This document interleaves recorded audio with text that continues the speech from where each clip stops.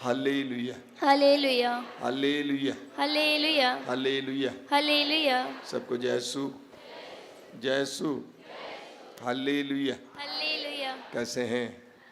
Hallelujah, hallelujah, hallelujah, hallelujah, hallelujah. Hallelujah. दो तीन बातें प्रारंभ में मैं बताना चाहता हूँ। पहली बात यह है कि बाइबल में बार बार लिखा हुआ है, प्रभु के प्रति भय प्रज्ञा का प्रारंभ है। प्रभु के प्रति भय प्रज्ञा का प्रारंभ है। अर्थात जब हमारे अंदर प्रभु के प्रति भय होगा तो हमारे अंदर प्रज्ञा उत्पन्न होगी। मैं इसके बारे में आगे बोलने जा रहा हूं। मैं सोच रहा था बड़े शनिवार को बोलूंगा, लेकिन आज ही प्रेरणा मिली। हमारे अंदर ईश्वर के प्रति एक भय होना चाहिए। वो भय ऐसा भय नहीं है जो हमें किसी खूंखार कुत्ते से होता है या शेर से होता है, लेकिन एक ऐसा भय जो ईश्वर की महानता को समझते हुए उत्पन्न होता है। जब हमारे अंदर प्रभु के सानिध्य के बारे में, प्रभु के बारे में एक भय होगा, तब हमारे अंदर प्रज्ञा आएगी।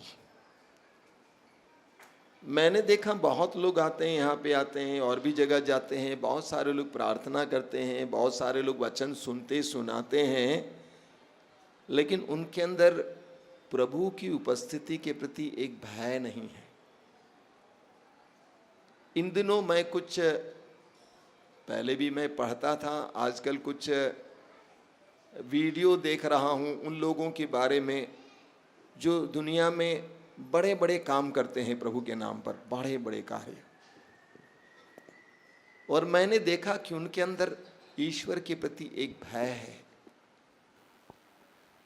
कि ईश्वर सर्वशक्तिमान है, वो मुझे देखता है, वो मुझे जानता है, मेरे हृदय से बात निकलने से पहले ही वो मुझे परखता है, मेरे हर काम को देखता है,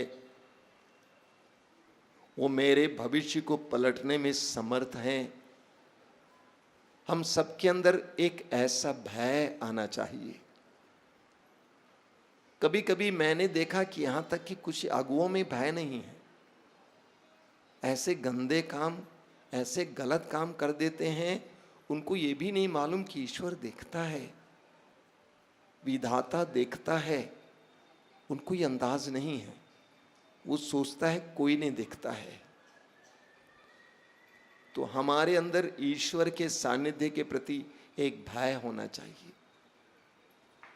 कहीं भी हो, कि प्रभु मेरे साथ हैं। अगर हम बार बार बोलते हैं प्रभु मेरे साथ है, अभी मैं सुन रहा था फादर जी बोल रहे थे कि बार बार प्रभु हमारे साथ हैं। अगर प्रभु मेरे साथ हैं तो उस सानिध्य के प्रति एक भय होना चाहिए ना। सर्वशक्तिमान, महान, पवित्र परमेश्वर मेरे साथ है तो उनके प्रति एक भय, एक श्रद्धा। हिंदी में बहुत सुंदर शब्द है श्रद्धा, यह है भय। पहली बात। दूसरी बात जो मैंने आज मिसा बलिदान में कहा था, उसी बात को दोहराना चाहता हूँ। वो बात यह है, हमेशा प्रभु को सुनिए, दूसरों को मत सुनिए। दूसरों को सुनिए, ठीक है, अच्छा है, लेकिन उससे कई गुना ज्यादा प्रभु को सुनने के लिए आतुर होइए। और ये भी मैं आपको बताता हूं, मैं 100 बार बोल चुका हूं, इंसान के सामने बोलने से बेहतर प्रभु के सामने बोलना है। कुछ लोग मेरे सामने आकर रोते हैं, मैं बोलता हूं ठीक है आप मेरे सामने रोए, यही बात प्रभु के सामने जाकर बोलो। जो आप एक इंसान से बोलना चाहते हैं, उस इंसान के बजाय अगर प्रभु से बोलते, आपको कितना लाभ होता है। एक इंसान कितना क्या कर सकता है, कुछ नहीं कर सकता है। आपको मीठी मीठी बातें सुना सकता है, उससे आपका उद्धार नहीं होता है। इसीलिए सभी विश्वासी भक्तों को प्रभु से बोलने और प्रभु को सुनने की आदत होनी चाहिए। जाना प्रभु के पास, अपना दिल खोल के बोलना, क्या क्या बोलना चाहते हो बोलो। किसी मनुष्य के साथ समय बर्बाद मत करो। कोई भी अचानक कोई भी ऐसे बैठकर बात करता है काफी देर तक, मुझे बहुत गुस्सा आता है, कितना समय बर्बाद हो रहा हमारा। अगर उसका आधा समय भी हम प्रभु के पास जाकर प्रभु से बोलते, कितना लाभ होता। क्या बात समझ में आ रही है? क्या बात समझ में आ रही है? बात समझ में आ रही है? समझो भैया, क्योंकि हमारी आदत है फलाने के पास जाके बैठना, बाबा जी सुनिए, मुल्ला जी सुनिए, ये सुनाने की आदत हमारी है। और हम चाहते हैं किसी मनुष्य को सुनाते रहें। मत सुनाओ, थोड़ा कुछ बोल सकते हो, उससे ज्यादा प्रभु के सामने जाना हो, उससे बोलना हो। हर समय यहां नहीं आ सकते, घर पे भी प्रार्थना में प्रभु से दिल खोल कर बोलना हो, एक एक बात को बोलना। आप जानते हैं बेटे, प्रभु बोलते हैं, आपको सुनने की आदत नहीं है। जब मैं कमरे में बैठता हूं, प्रभु खुला बोलते हैं, खुला, लेकिन ऐसा सुनाई नहीं देता जैसी आवाज है, अंदर अंदर सुनाई देता है। तूने ऐसे क्यों कहा, तूने ऐसे क्यों किया, ये अच्छा नहीं बेटा, तू मेरे पास क्यों नहीं आता, ऐसे क्यों कहा। एक एक चीज प्रभु बोलते हैं। इस तरह शारीरिक कान से सुनने वाली आवाज नहीं, अंदर के कान से सुनने वाली आवाज। तो हर विश्वासी को अंधविश्वास छोड़ना है। ये घूमना फिरना, इससे उससे बात करना छोड़ना है। एक बहन से मैंने कहा है भाई कई दिन से तुमको देखा नहीं, तो उसने कहा आप ही ना बोलते हैं, मेरे पास नहीं आना, प्रभु से बोलना। मैंने कहा अच्छा, बहुत अच्छा, वेरी गुड। मेरे पास आने से कोई किसी को रोक नहीं रहा हूं, लेकिन मैं इस बात पर जोर दे रहा हूं, हर विश्वासी को प्रभु को सुनना सीखना है। वचन में लिखा हुआ है लूकास अध्याय 10 में उसके 38 से लेकर, वहां पे हम पढ़ते हैं कि मार्था ने प्रभु यीशु को अपने घर पे स्वागत किया। और उसके बाद हम पढ़ते हैं, वहां पे लिखा हुआ है मार्था की एक बहन थी जिसका नाम मरियम था, और वह यीशु के चरणों पर बैठकर यीशु को सुन रही थी। क्या कर रही थी? क्या कर रही थी? हम लोग की आदत है बोलना बोलना बोलना बोलना, मुंह भर के बोलते रहो बोलते रहो बोलते रहो बोलते रहो बोलते। अरे बंद कर यार, सुनना भी शुरू करो। वो प्रभु के चरणों पे बैठकर प्रभु को सुन रही थी। आगे वचन में आप पढ़ेंगे, मार्था जाकर यीशु से, प्रभु से कहती है, प्रभु आपको ये अच्छा लगता है मैं सारा सेवा कार्य करूं और मेरी बहन आपके चरणों पे बैठी हुई है, उसको बोलिए मेरी मदद करने को। तो प्रभु ने मार्था से क्या कहा? मार्था मार्था, तुम बहुत सी बातों के बारे में चिंतित हो। मरियम ने वो भाग चुन लिया है जो उत्तम भाग है, यानी यीशु के चरणों पे बैठकर यीशु को सुनना, इसको प्रभु यीशु ने उत्तम भाग कहा है। तो हर विश्वासी को, फादर सिस्टर, हर विश्वासी ईसाई सबको धीरे धीरे धीरे प्रभु को सुनना सीखना है। पहले पवित्र वचन इस तरह सुनना, धीरे धीरे अकेले में प्रभु को सुनना सीखना है। बहुत सारी बातें प्रभु आपको बताएंगे, प्रभु आपको समझाएंगे क्या बोलना है क्या नहीं बोलना है। प्रतिदिन के जीवन में कई बातें बोलनी होती है। मैं बोलने को सोच रहा हूं तो प्रभु बोलता ना, अभी नहीं, बाद में बोलना, रोक देता हूं। शायद उस समय बोल देता, गड़बड़ हो जाता। तो हर विश्वासी को प्रभु को सुनना सीखना है और प्रभु से बोलना सीखना है। इंसान से ज्यादा प्रभु से बोलो।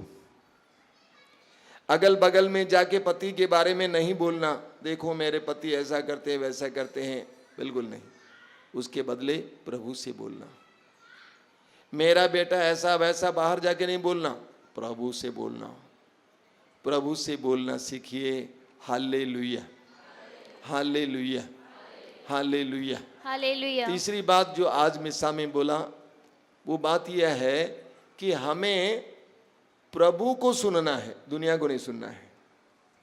दुनिया के लोग हमें गिराने का प्रयास करते हैं, हमारे अंदर निराशा भरते हैं, लेकिन प्रभु अपने पवित्र वचनों के द्वारा हमें आशा देते हैं। इसीलिए जितना आप प्रभु को सुनते जाएंगे उतना आपके अंदर आशा बढ़ेगी। जितना आप दुनिया को सुनते जाएंगे उतना आपके अंदर निराशा आएगी। कई लोगों की आदत है क्या, दूसरों को सुनना, और वे लोग हमेशा वही करते रहते हैं, नतीजा हमेशा नकारात्मक रहते हैं। दूसरों को सुनना, अच्छा ये वो गड़बड़ सब।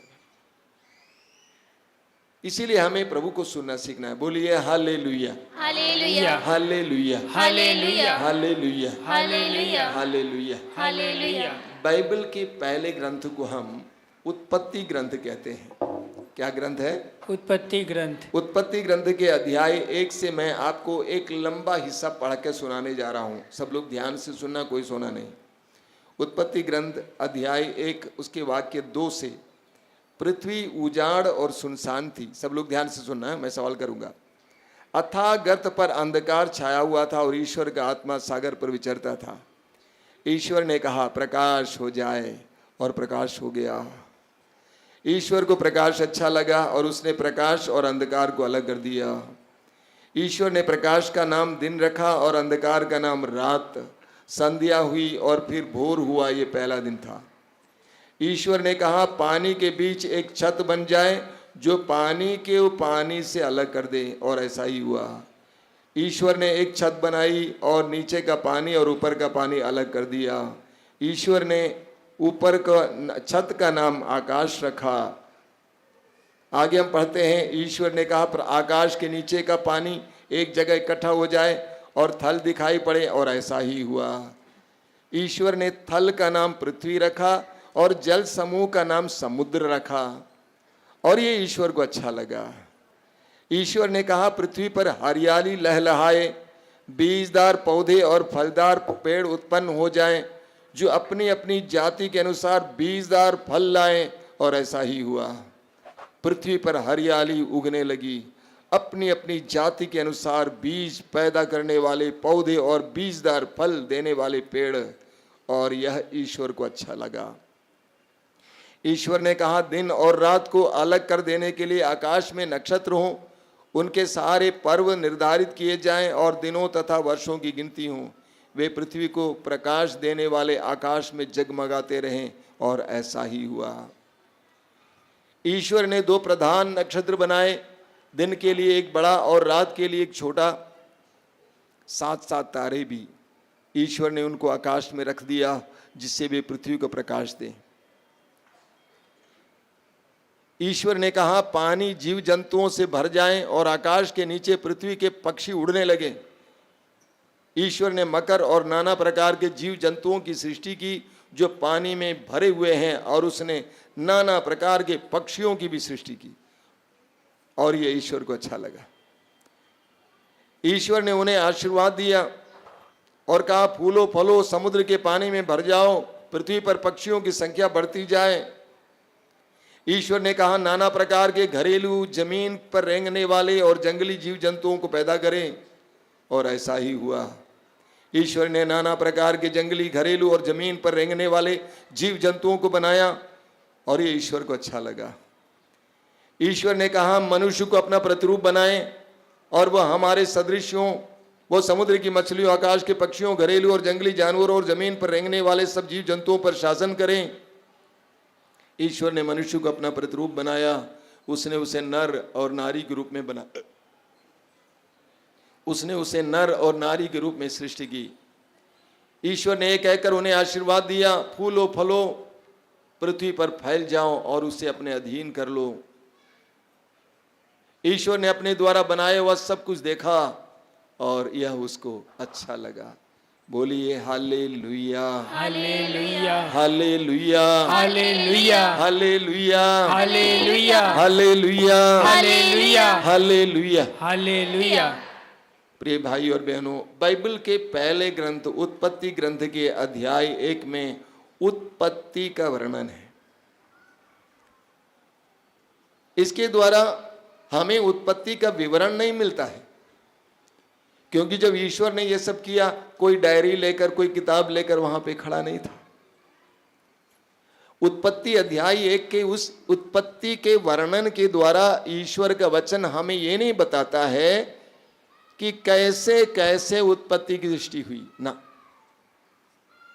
इसके द्वारा प्रभु एक महान संदेश हमारे सामने रखते हैं। हम कुछ संदेशों पर मनन करेंगे।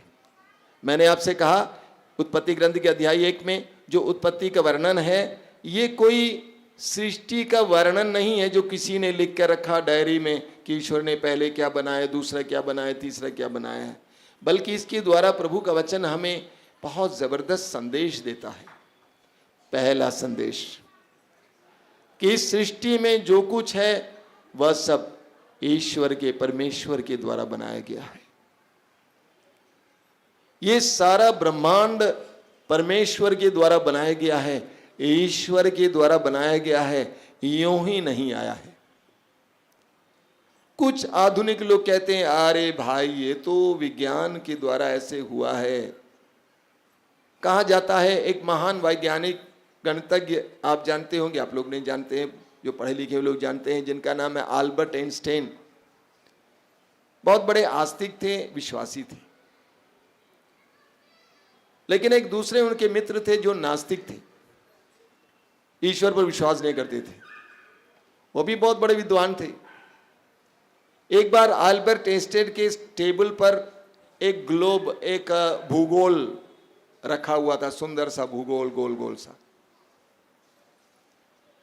और वो मित्र जो ईश्वर पर विश्वास नहीं करता था, अल्बर्ट आइंस्टाइन के कमरे में आए तो पूछा, अल्बर्ट इतना सुंदर ग्लोब है, इतना सुंदर भूगोल है, ये किसने बनाया?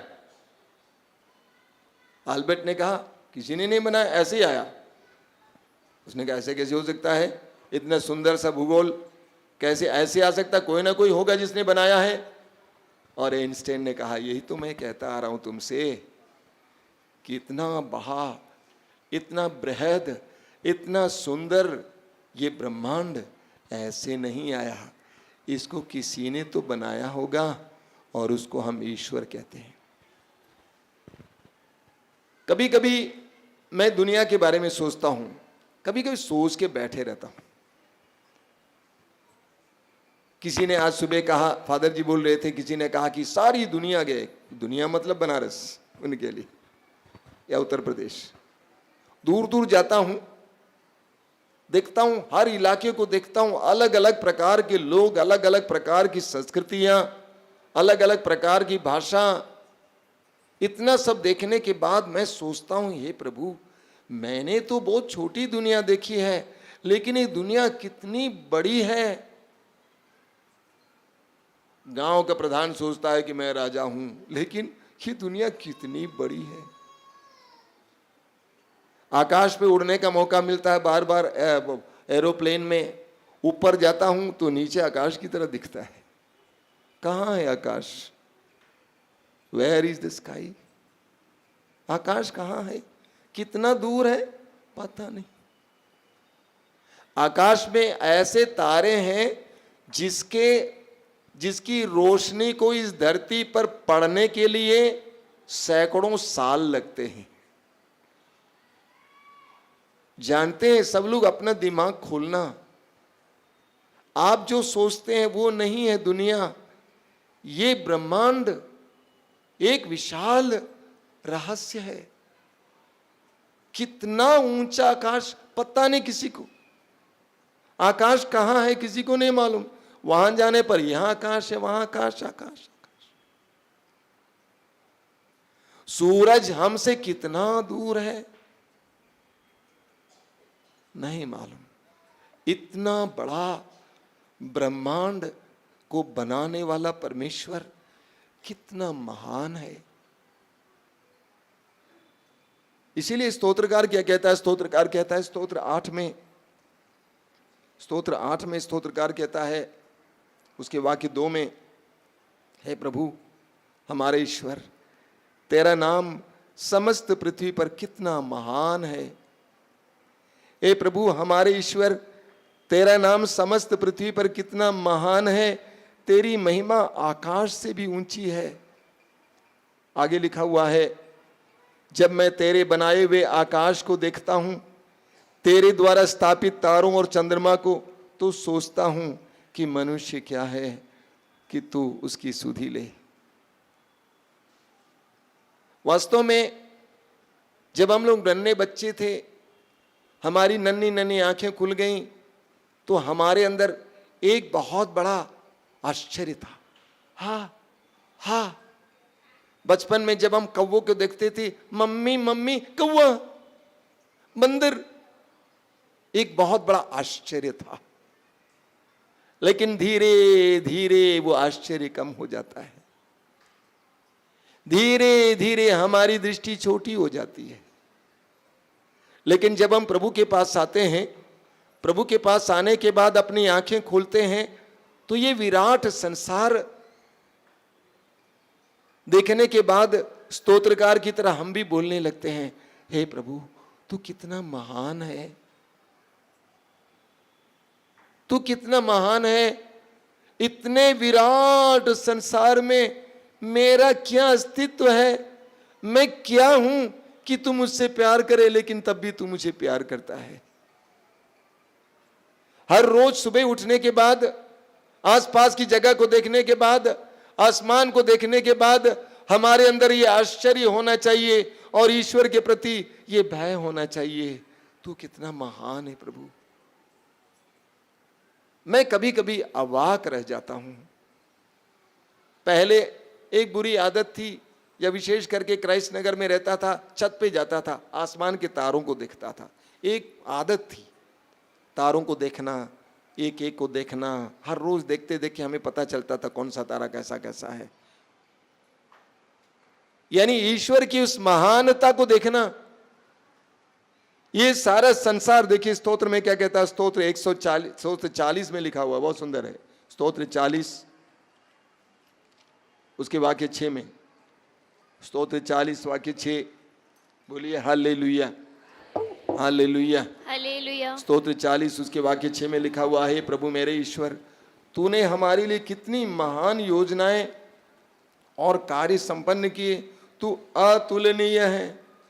यदि मैं तेरे कार्यों की घोषणा और वर्णन करना चाहूं तो वे इतने अधिक हैं कि मैं उनके वर्णन में असमर्थ हूं।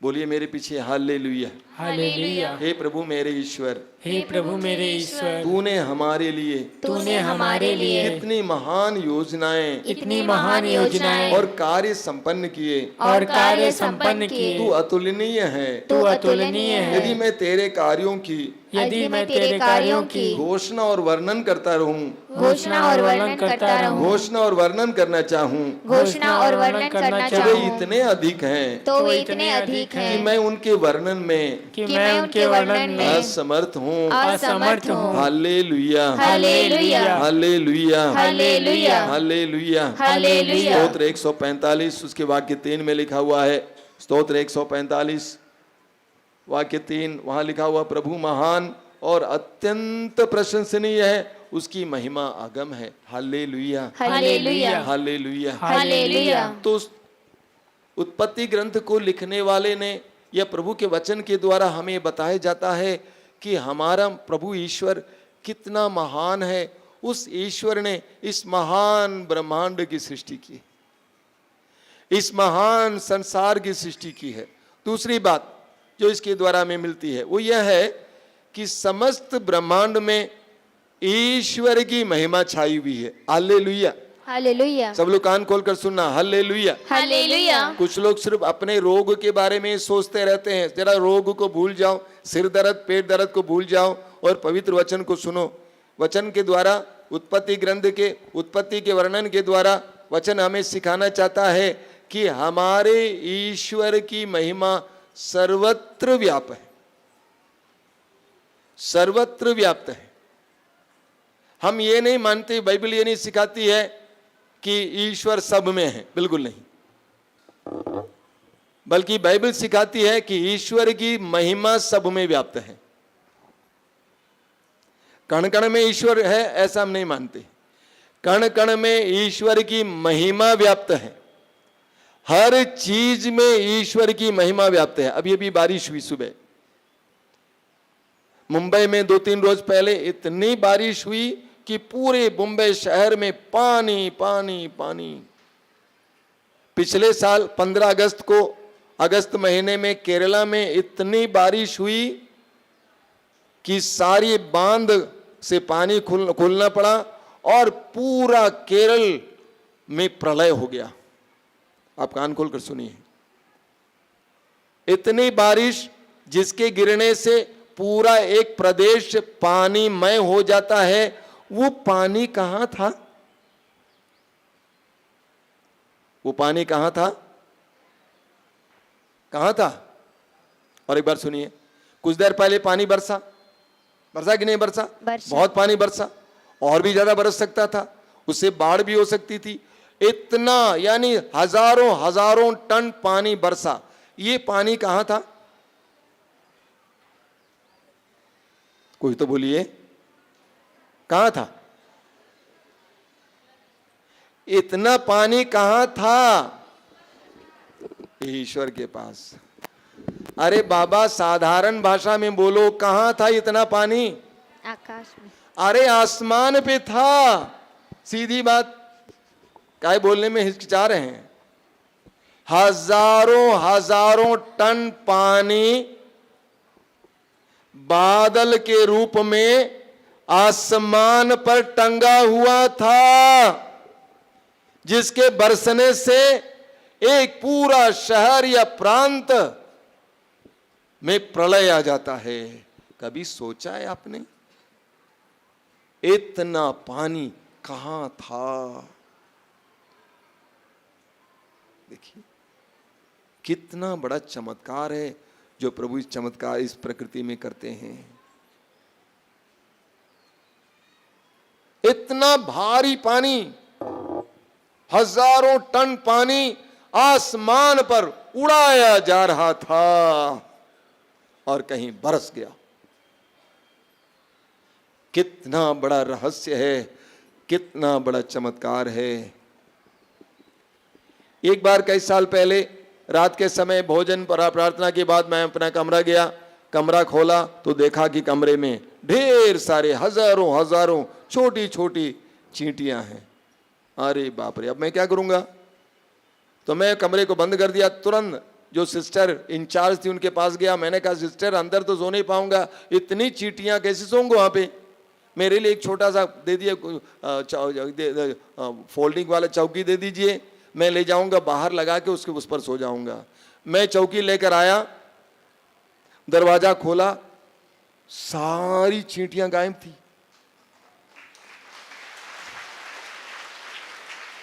सारी चींटियां गायब थी। आपने तो अंधाधुंध तालियां बजा दी। मैं खड़ा हो गया, मैं सोचने लगा, हे प्रभु, हजारों चींटियां 5 या 10 मिनट के अंदर कहां गई? और वो भी एक दिशा में चली गई। 100 लोगों को एक दिशा में ले जाना होता, कितना मुश्किल होता हम लोगों को। अरे चलो उधर से भागेंगे, इधर से भागेंगे, कितना कितना कम्युनिकेशन करना पड़ता है, कितना बोलना पड़ता है। तो मैं सोच रहा था, इन चींटियों में कौन सी ऐसी भाषा है, कौन सी ऐसी शक्ति है जिसके द्वारा चींटियों ने इतना सबको सूचना दे दी कि सारी चींटियां 5 मिनट के अंदर एक ही दिशा में चली गई। सोचते हैं, सोचिए कितना बड़ा रहस्य है प्रभु। इन छोटी छोटी चींटियों को जिसको आप दबा देते हैं, खत्म कर देते हैं, उनके अंदर इतनी चेतना है कि उन्होंने आपस में बातचीत की 5 या 10 मिनट के अंदर, और हजारों की संख्या में वे एक जगह की ओर चले गए। क्या कम्युनिकेशन स्किल है, क्या आपस में कैसे सूचना दी होगी। मैंने हाथ जोड़ा प्रभु के सामने, कहा, तू कितना महान है, तू कितना महान है।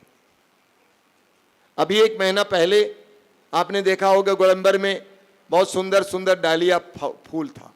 2-3 महीना पहले, जाड़े के अंत में, डालिया का फूल बड़ा सा लाल लाल लाल लाल, बहुत सुंदर। कहां से आया? कभी सोचते नहीं, अकल इस्तेमाल कर कभी कभी। कहां से आया? सोचना, सिर्फ रोटी कपड़ा मकान के बारे में नहीं सोचना, इसके ऐसे भी सोचना कुछ है। मैं सोचता हूं प्रभु कहां से आया ये, जाके डंठल को तोड़ के देखो क्या उसमें से आया है, कहां है वो कली, कहां से आई, इतना सुंदर फूल, बड़ा सा फूल, ये कहां से आया, जड़ को खोद के देखो, डंडल को तोड़ कर देखो, कहां से आया, अजीब अजीब अजीब। कभी सोचे हैं? सोचिए। लोग हमेशा अपने जीवन में हर चीज के लिए, कमी के लिए प्रभु को दोषी ठहराते रहते हैं, ये नहीं है, वो नहीं है। कभी आपने सोचा है? आज सुबह आपने नाश्ता कर लिया, आपने क्या खाया आप जानते हैं? आपने नाश्ता कर लिया, चल के चले आए, आप यहां पे बैठे हैं, मालूम है आपके पेट के अंदर क्या हो रहा है? नहीं मालूम है ना? तो जानिए, एक बहुत बड़ा काम हो रहा है उसके अंदर, बहुत बड़ी बड़ी फैक्ट्रियां उसके अंदर फिक्स की हैं, बड़ी बड़ी फैक्ट्रियां। आपने सब कुछ चबाकर एक कर दिया, अब उसको अलग अलग किया जा रहा है, विटामिन अलग किया जा रहा है, चीनी, हर चीज अलग किया जा रहा है, और खून बनाया जा रहा है। इंसान ने क्या क्या नहीं बनाया इस दुनिया में, इतनी तरक्की की है, बताइए क्या इंसान ने खून बनाने की फैक्ट्री बनाई है? नहीं। जानते हो, सोचना, आप एक बहुत बड़े रहस्य हैं, आपके अंदर बहुत बड़ा रहस्य है, क्या क्या हो रहा है? कभी सोचना, पेट दर्द है डॉक्टर साहब, ये दर्द है, अरे क्या रहस्य है? आपने सब कुछ चबा कर एक कर दिया, लेकिन प्रभु ने ऐसे यंत्र आपके पेट में रखा है जो अलग अलग कर रहा है और खून बना रहा है, उसको दौड़ा रहा है, दिल में जा रहा है, दिल दौड़ा रहा है सैकड़ों हजारों नाड़ियों के द्वारा। आपने सिर्फ खाना खाया, बीमार पड़ते हैं तो डॉक्टर को बता दिए, इतना महान परमेश्वर। 10 साल पहले आपने किसी को देखा, उसके बाद 10 ने 20-25 साल पहले देखना बंद किए, 20-25 साल के बाद आप उनको देखते हैं, अचानक आपके दिमाग में वो व्यक्ति आ जाता है, याद आ जाता है, राजू। ये क्या चमत्कार है? कभी सोचे हैं? हमारा परमेश्वर, हमारा ईश्वर कितना महान है। मैंने कुछ बातों को आपके सामने रखा। मेरे जन्म से पहले मैं अपनी मां के गर्भ में आया तो किस रूप में आया? थूक के रूप में। मेरा कोई आकार नहीं था। ये शरीर, ये हाथ पांव, ये आंखें, ये नाक, ये बुद्धि, ये बोलने की शक्ति कैसे कैसे कैसे हुआ? ओ प्रभु, तू कितना महान है। कभी सोचते हैं? सोचना। लोग सिर्फ रोटी कपड़ा मकान के बारे में सोचते हैं, बल्कि ईश्वर के द्वारा हमारे जीवन में किए हुए उन सारे वरदानों के बारे में नहीं सोचते हैं। गुवाहाटी के रेलवे स्टेशन पे कई साल पहले 2006 में खड़ा था। एक आदमी सामने आया भीख मांगने के लिए। उसके दोनों हाथ यहां से नहीं थे, एक झोला लटकाया हुआ था गले में और मांगते हुए आया। उसको देखते ही मैं एक पल के लिए अवाक रह गया, खड़ा रह गया ऐसे। पैसा तो दिया, लेकिन पहले मैंने सोचा, हे प्रभु, ये इंसान कैसे खाता होगा? ये इंसान कैसे पानी पीता होगा? ये इंसान कैसे कपड़ा पहनता होगा और अन्य काम कैसे करता होगा? पैसा देने के बाद मैं चुप हो गया। मैंने कहा, प्रभु धन्यवाद कि तूने मुझे 2 हाथ दिए। ये सारी सृष्टि, सारा ब्रह्मांड, हमारा शरीर, सब कुछ हमें ईश्वर की ओर ले जाता है, ले जाना चाहिए। हर चीज को हमें ईश्वर की ओर ले जाना चाहिए। बहुत सुंदर वचन है प्रज्ञा ग्रंथ अध्याय 13, बहुत सुंदर वचन। प्रज्ञा ग्रंथ अध्याय 13 में लिखा हुआ है, वे मनुष्य कितने मूर्ख हैं जिनमें ईश्वर का ज्ञान नहीं है, जो दृश्य जगत को देखकर सत्य नामक ईश्वर की ओर नहीं जान सके, ईश्वर को नहीं जान सके, जो सृष्टि को देखकर सृष्टिकर्ता को पहचानने में असमर्थ रहे। यदि उन्होंने इन वस्तुओं के सौंदर्य से मोहित होकर उन्हें देवता समझ लिया है, तो वे ये जान जाएं कि इन सब का स्वामी इनसे कितना श्रेष्ठ है।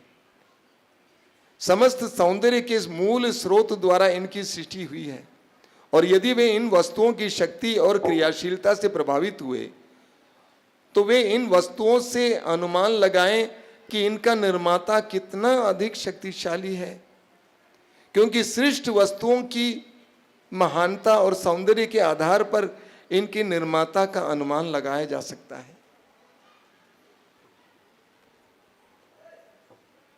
एक एक चीज को लीजिए, आपका बच्चा ठीक आपकी तरह, आपकी नाक की तरह उसकी नाक, आपके कान की तरह उसके कान, आपकी आंखों की तरह उसके आंखें। कितना अद्भुत कार्य है। सारी सृष्टि, सब कुछ हमें याद दिलाता है कि हमारा ईश्वर कितना महान है, कितना शक्तिशाली है। सारी सृष्टि में उसकी सुंदरता है। कभी आपने सोचा, कान खोलकर सुनना, इस आश्रम में करोड़ों अरबों अरबों पत्ते हैं, लेकिन दो पत्ते को आप मिला नहीं पाएंगे। दो पत्ते बराबर नहीं होंगे। क्या कमाल। पुराने जमाने में जो लोग पढ़ते लिखते नहीं थे, वे दस्तखत नहीं करते थे, वे अंगूठा लगाते थे, कुछ साल पहले भी, आजकल भी।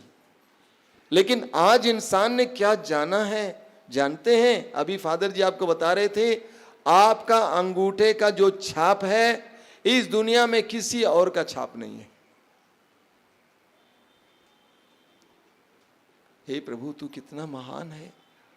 अरबों खरबों इंसान है, लेकिन दो इंसान के अंगूठे का छाप एक नहीं है। उन्होंने कहा, हाथ अंगूठा लगाएंगे तो मेरा नाम आएगा। सच। बड़ी बड़ी फैक्ट्रियों में, बड़ी बड़ी कंपनियों में लोग आते समय नाम लिखते नहीं, प्रेजेंट लिखते नहीं, वे अंगूठा दबा देते हैं तो तुरंत उनका नाम आ जाता है। हमारा प्रभु कितना महान है।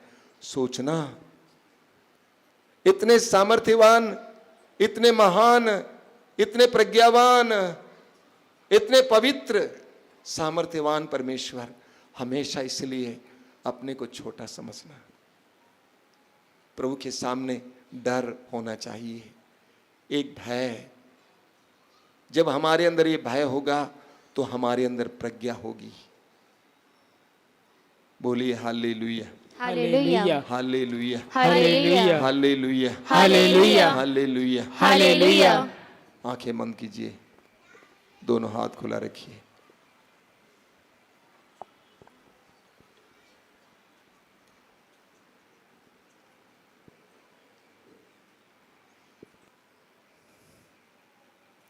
मेरे पीछे आंखें बंद करके बोलते जाना, हे प्रभु, हमारे ईश्वर, हमारे ईश्वर, तेरा नाम, तेरा नाम समस्त पृथ्वी पर, समस्त पृथ्वी पर कितना महान है, कितना महान है। तेरी महिमा, तेरी महिमा आकाश से भी ऊंची है, आकाश से भी ऊंची है। जब मैं तेरे बनाए हुए, जब मैं तेरे बनाए हुए आकाश को देखता हूँ, आकाश को देखता हूँ, तेरे द्वारा स्थापित, तेरे द्वारा स्थापित तारों और चंद्रमा को, तारों और चंद्रमा को तो सोचता हूँ तो सोचता हूँ कि मनुष्य क्या है, कि मनुष्य क्या है, जो जो तू उसकी सुधि ले।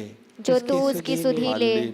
Hallelujah, hallelujah, hallelujah, hallelujah, hallelujah, hallelujah, hallelujah, hallelujah, hallelujah, hallelujah, hallelujah, hallelujah. Yeshu की स्तुति हो, यीशु की स्तुति हो, यीशु को धन्यवाद, यीशु को धन्यवाद। हे प्रभु मेरे ईश्वर, हे प्रभु मेरे ईश्वर, तूने हमारे लिए, तूने हमारे लिए कितनी महान योजनाएं कितनी महान योजनाएं और कार्य संपन्न किए। और कार्य संपन्न किए। अतुलनीय है, तू तू अतुलनीय है, यदि मैं तेरे कार्यों की क्योंकि मैं तेरे कार्यों की घोषणा और वर्णन करना चाहूँ घोषणा और वर्णन करना तो वे चाहूँ इतने अधिक हैं तो वे इतने अधिक कि हैं मैं उनके वर्णन में कि मैं उनके वर्णन में असमर्थ हूँ। असमर्थ हूँ। Hallelujah, hallelujah. हे प्रेमेश्वर, हे प्रेमेश्वर, महान ईश्वर, हे महान ईश्वर, हे सर्वशक्तिमान ईश्वर, हे सर्वशक्तिमान मैं ईश्वर, तेरे सामने मैं तेरे सामने अपना सिर झुकाता हूँ। अपना सिर झुकाता तू हूँ। महान है, तू महान तू है, सर्वशक्तिमान है, तू सर्वशक्तिमान मैं है। सोच नहीं सकता हूँ मैं सोच नहीं सकता तू हूँ कितना महान तू है, कितना महान है। तो भी तू मुझे तो भी तू मुझे प्यार करता है। प्यार करता है। तू महान है, तू महान है। तेरा नाम महान है, तेरा नाम महान तेरी है। महिमा तेरी तेरी महिमा चारों ओर चारों ओर व्याप्त है, व्याप्त है। तेरी महिमा तेरी महिमा चारों ओर चारों ओर व्याप्त है, व्याप्त है। आकाश में, आकाश में, पृथ्वी पर, पृथ्वी पर, समुद्र में, समुद्र में, पहाड़ों पर, पहाड़ों पर, जीव जंतुओं में, जीव जंतुओं हर में, मनुष्य में, हर मनुष्य में तेरी महिमा तेरी महिमा व्याप्त है, व्याप्त है। हे प्रभु, हे प्रभु, हे मेरे महान परमेश्वर, हे मेरे महान परमेश्वर, चारों ओर चारों ओर तेरा सौंदर्य है, तेरा सौंदर्य तेरी है, प्रज्ञा है, तेरी प्रज्ञा तेरा है, सामर्थ्य है, तेरा सामर्थ्य है। कितना महान है, तू कितना महान है। तूने सब कुछ बनाया है, तूने सब कुछ बनाया है। तूने मुझे बनाया है, तूने मुझे बनाया है। मेरी माँ के गर्भ में मेरी माँ के गर्भ तूने में मुझे गढ़ा है, तूने मुझे गढ़ा है। मेरे शरीर के मेरे शरीर के अंग अंग को अंग अंग को ना कुछ से बनाया है। कुछ से बनाया जिस है। तरह तूने जिस तरह तूने आकाश और पृथ्वी को आकाश और पृथ्वी शब्द को मात्र से बनाया, शब्द मात्र से बनाया, मेरे शरीर के मेरे शरीर के अंग अंग को अंग अंग को तूने बनाया है। तूने बनाया है। महान परमेश्वर, महान परमेश्वर, शक्तिशाली परमेश्वर, शक्तिशाली परमेश्वर, प्रज्ञावान परमेश्वर, प्रज्ञावान परमेश्वर, तेरी महिमा हो, तेरी महिमा हो, तेरी आराधना हो, तेरी आराधना हो, तेरी आराधना हो। तेरी आराधना हो। पिता परमेश्वर, एक साथ, मैं करता हूँ तेरी आराधना, तेरी स्तुति, तू मेरा जीवन सर्वस्व भी ले, तेरी आराधना, तेरी स्तुति। और एक बार पिता परमेश्वर, पिता परमेश्वर, मैं करती हूँ तेरी आराधना, तेरी स्तुति, तू मेरा जीवन सर्वस्व भी ले, तेरी आराधना, तेरी स्तुति। दोनों हाथों को ऊपर उठाते हुए लहराते हुए हालेलुया, हालेलुया, हालेलुया।